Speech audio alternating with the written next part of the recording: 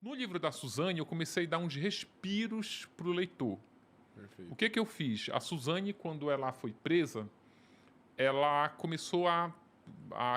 Quando tu pega uma pena muito alta, uma sentença muito alta, que tu sabe que vai passar metade da tua vida preso, tu acaba aceitando aquilo e a tua vida é aquilo, tu começa a fazer amizade, começa a fazer amizades fortes com as pessoas que estão ali dentro da cadeia. Pra se proteger também, É, né. mas no caso ali em Tremembé, fazendo da segunda fase, não precisa disso, porque Tremembé é um paraíso ali pros. Mas aí o que eu vi, eu falava, quem são as amigas da Suzane? E eu comecei a identificar elas na saída da penitenciária e vi que elas tinham histórias muito interessantes. Eu disse, quer saber? Eu vou agora parar tudo sobre a vida da Suzane dos Irmãos Cravini e vou contar a história dessa mulher. Aí eu gasto lá 3, 4 páginas contando uma história de começo, meio e fim. E sabe onde eu me inspirei, voltando ainda nessa questão do roteiro? Naquele seriado Lost. Tu lembra? Lost é um Opa. seriado, tipo, caiu um avião, aquelas pessoas estão numa ilha, Sim. mas aí, de repente, Conta a vida pregressa do Bota cara. sai, lugar. né? Isso. Exatamente. Comecei a fazer isso e fiz no livro da Elise, no livro da Suzane, que é o primeiro livro, e deu muito certo. E tu foi Eu no ia Belize pra- também. Exatamente. Eu ia em podcast só tinha o livro da Suzane e as pessoas que ficavam interagindo ao vivo, eu quero saber mais da fulana. E às vezes, gente, quem é fulana? fulana tá lá no livro Olha, da... que Porque às vezes legal. alguns nomes estão trocados, aí eu vou...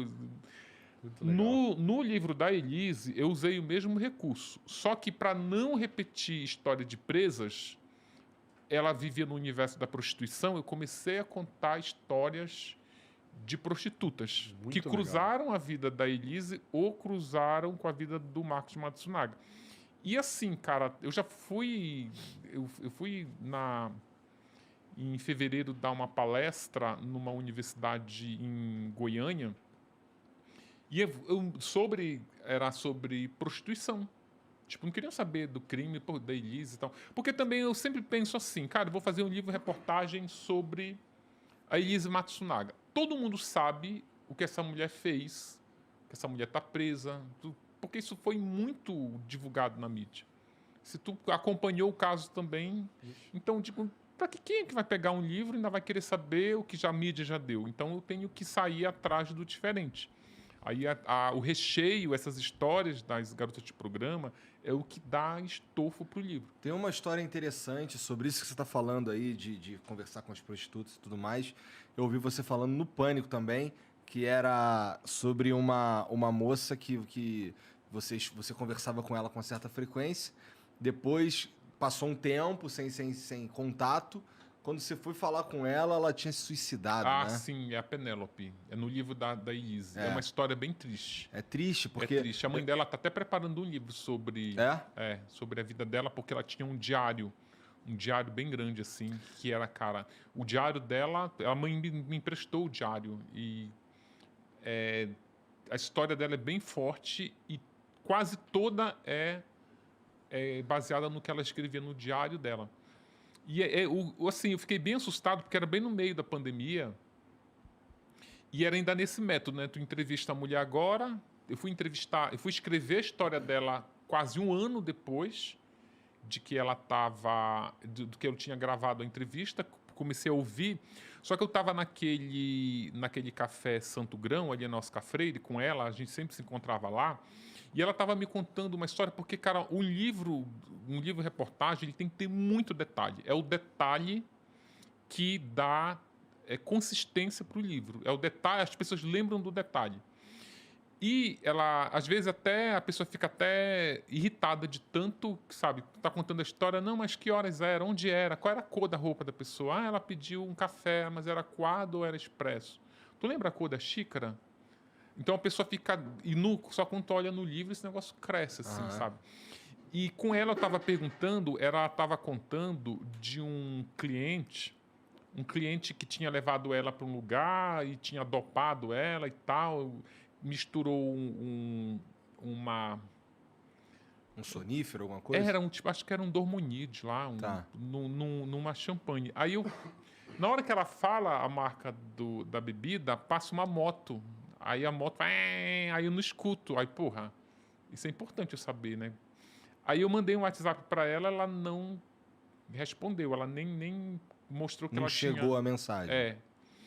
Aí eu liguei para uma outra que nunca tinha acontecido isso. Ela respondia, gravava muito áudio e tal. Ela era bem simpática. Só que aí eu fiquei meio assim, nossa, tipo... Sabe que elas viajavam muito, né? Aí eu liguei para a garota de programa que tinha me apresentado ela. Falei, eu tô tentando falar com a Penélope e tal, não tô conseguindo. Ela disse, sério? Tu não tá sabendo? Eu falei, não, ela se matou. Aí eu levei um susto, assim, sabe? Primeiro que... Porque também não foi muito tempo depois da última vez que você conversou com ela, né? Alguns meses. Foi... Eu acho que eu entrei em contato com ela... Eu lancei um livro em agosto. Eu acho que eu entrei em contato com ela em maio. E ela tinha se matado em fevereiro, uma coisa assim. Entendi. Mas o que mais me emocionou... Eu já tinha passado por uma experiência parecida com essa, sabe? De eu estar conversando com uma pessoa normal, e aí eu faço uma pergunta para a pessoa, aqui em São Paulo, inclusive, a pessoa não responde.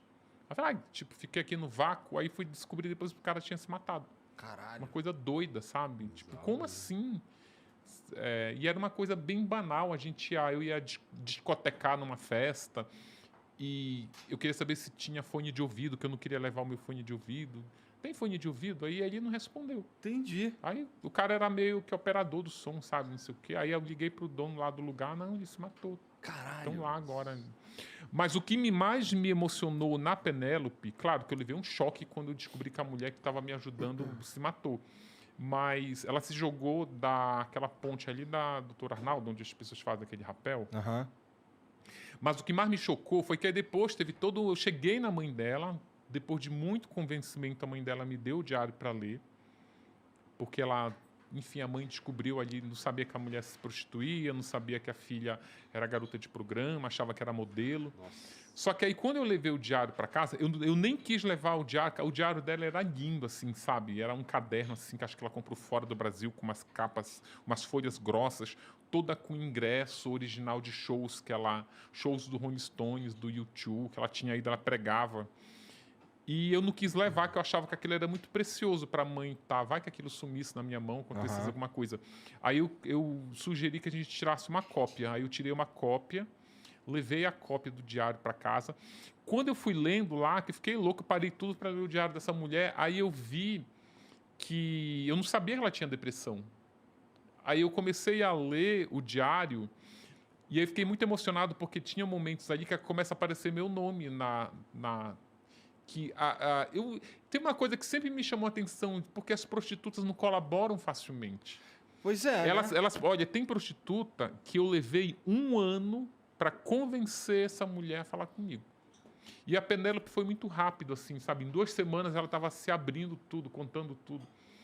Só que aí no diário eu fui descobrir que ela praticamente fazia uma terapia comigo. Ela estava ali, ela dizia, hoje eu vou encontrar com o Ulisses, hoje o dia vai ser legal, porque eu vou conversar, eu vou poder pôr para fora umas coisas que estão entaladas aqui. Então eu digo, caramba, tipo...